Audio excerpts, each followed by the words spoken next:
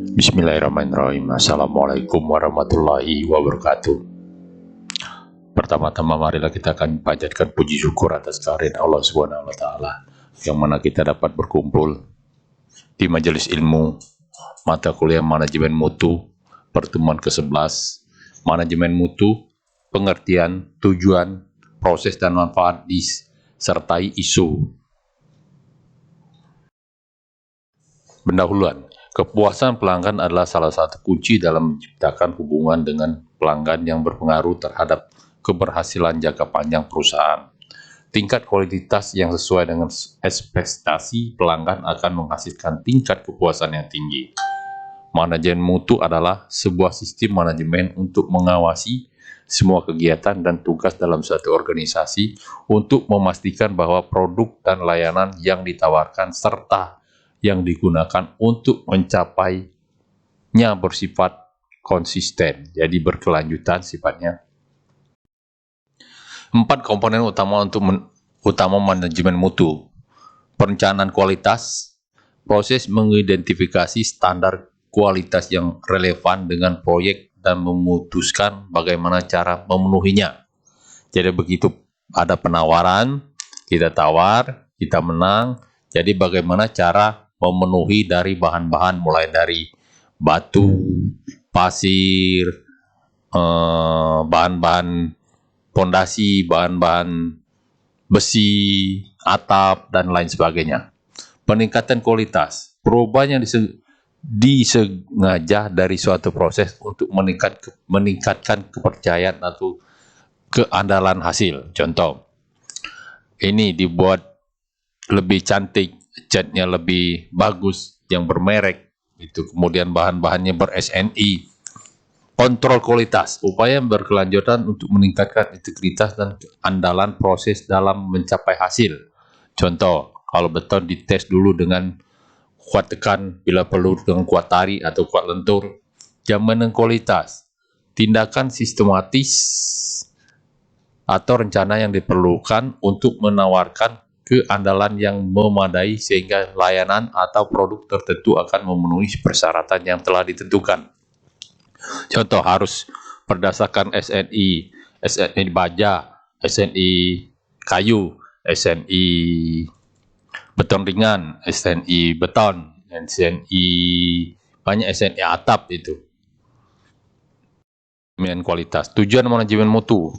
Tujuan dari manajemen mutu adalah untuk memastikan bahwa semua bagian dalam organisasi bekerja sama untuk meningkatkan proses, produksi, layanan, dan budaya perusahaan untuk mencapai keberhasilan jangka panjang yang berasal dari kepuasan pelanggan.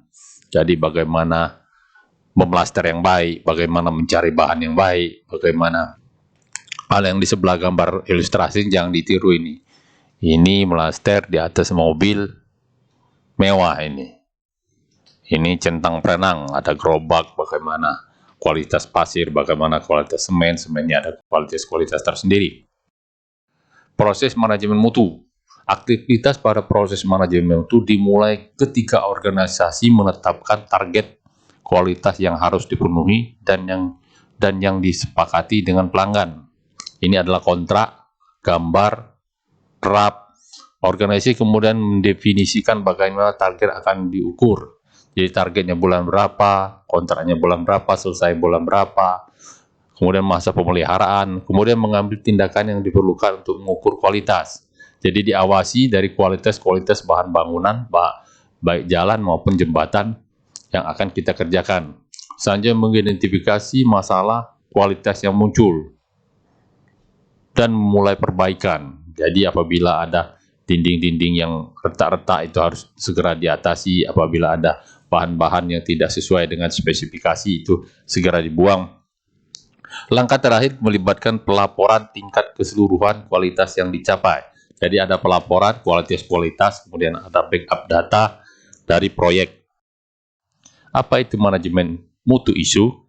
Definisi isu International Organization for Standardization adalah organisasi internasional untuk standar terbesar di dunia yang berpusat di Jenewa, Swiss. ISO merupakan organisasi internasional non-pemerintah yang independen dengan keanggotaan 163 badan standar nasional. Jadi tiap-tiap negara itu berbeda-beda. Kita ada SNI, ada Badan Standar Nasional, ada yang lain-lain.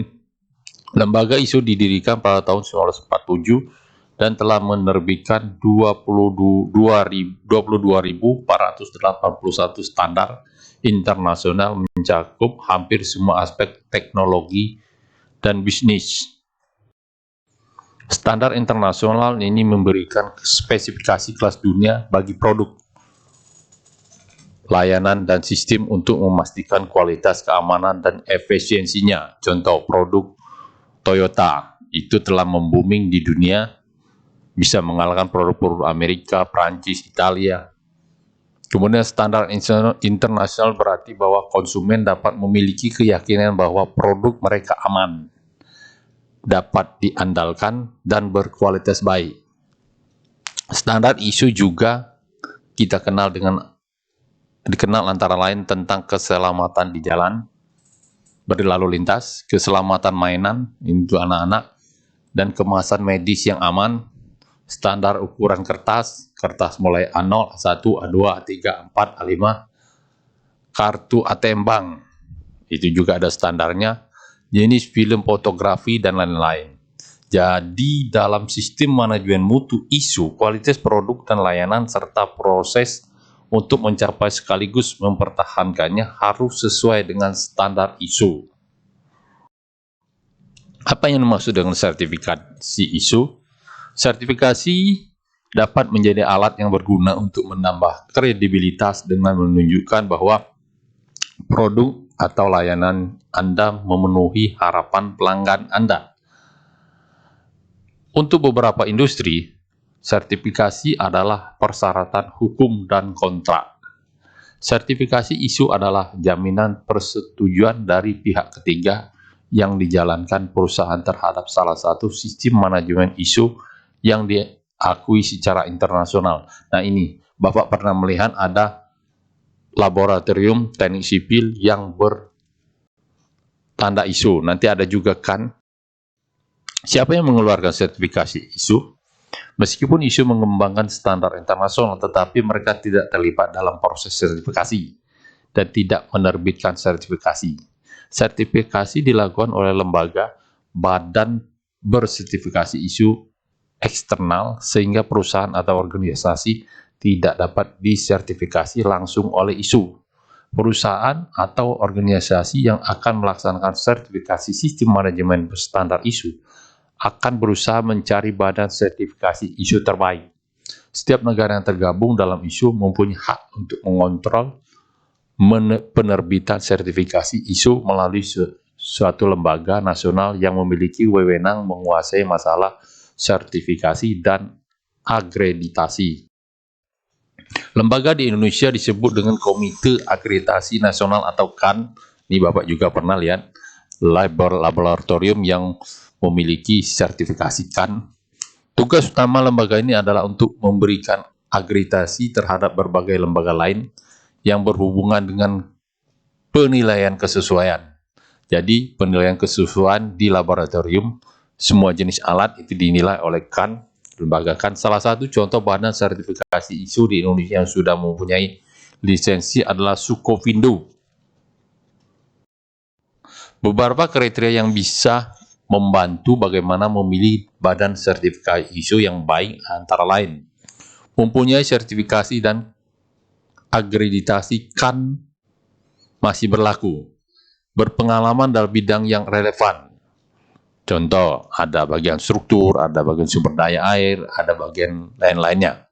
Sesuai dengan ekspektasi pelanggan, memiliki reputasi yang baik, mempunyai sumber daya auditor yang jelas dan handal, tarif sesuai dengan ketentuan dan transparan. Ada beberapa standar ISO yang diterapkan di berbagai perusahaan, antara lain sistem manajemen mutu ISO 9001, sistem manajemen lingkungan ISO 14001, sistem manajemen risiko ISO 31000, dan lain-lain sebanyak. 7 prinsip manajemen mutu ISO 9001-2015 antara lain sebagai berikut. 1. Fokus pelanggan. Jadi apa kebutuhan pelanggan itu diterapkan dalam isu ini. Kepemimpinan memerlukan manajemen, di bawah-bawahnya perlu kontrol. Ini. Kemudian keterlibatan orang sesuai dengan spesifikasi masing-masing. Ada bagian A, ada bagian B, ada bagian C. 3. Pendekatan proses. Jadi proses itu dilihat mulai dari nol, dari bahan mentah, dari lapangan. Kalau kita di teknik, pasirnya dari mana, batunya dari mana, batu pecahnya dari mana, stone crusher dari mana, itu tes-tesnya di mana, besinya juga jangan besi banci, besinya yang lebih bagus. Peningkatan bersinambungan.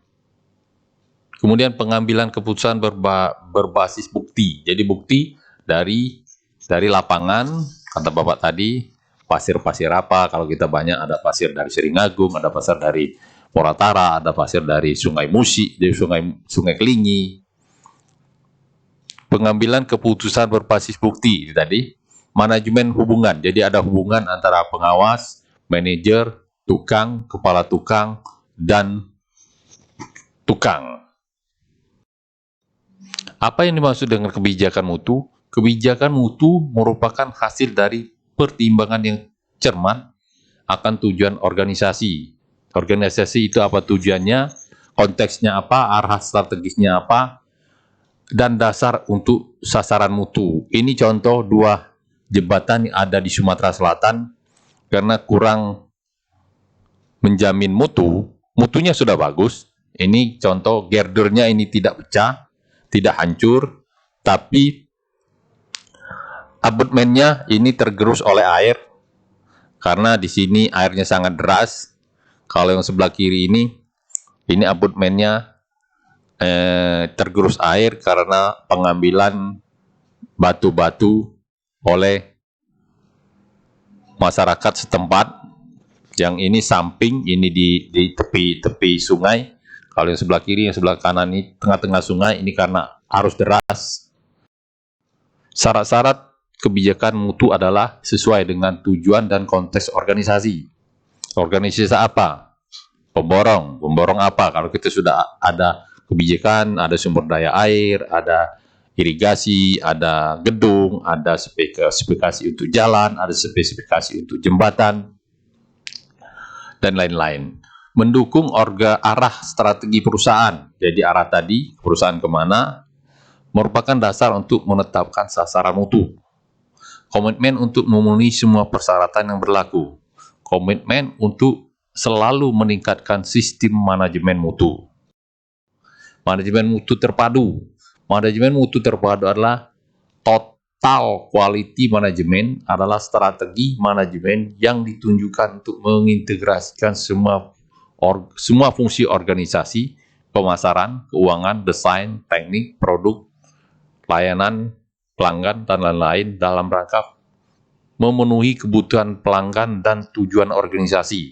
Jadi dirapatkan dulu, dipanggil dulu staf-stafnya, tujuan dari quality control manajemen itu apa, setelah dilapatkan di top manajemen baru diputuskan. Itulah yang disebut manajemen mutu terpadu. Manfaat manajemen mutu: membantu organisasi mencapai konsistensi yang lebih besar dalam tugas dan kegiatan yang terlibat dalam produk dan layanan, meningkatkan efisiensi dalam proses, mengurangi pemborosan dan peningkatan penggunaan waktu dan sumber daya lainnya, membantu meningkatkan kepuasan pelanggan. Jadi setelah selesai jembatan tersebut, jadi jembatan tidak rusak, jembatan tidak hancur, jadi pelanggan atau yang lewat di atasnya akan aman, nyaman selama beberapa waktu.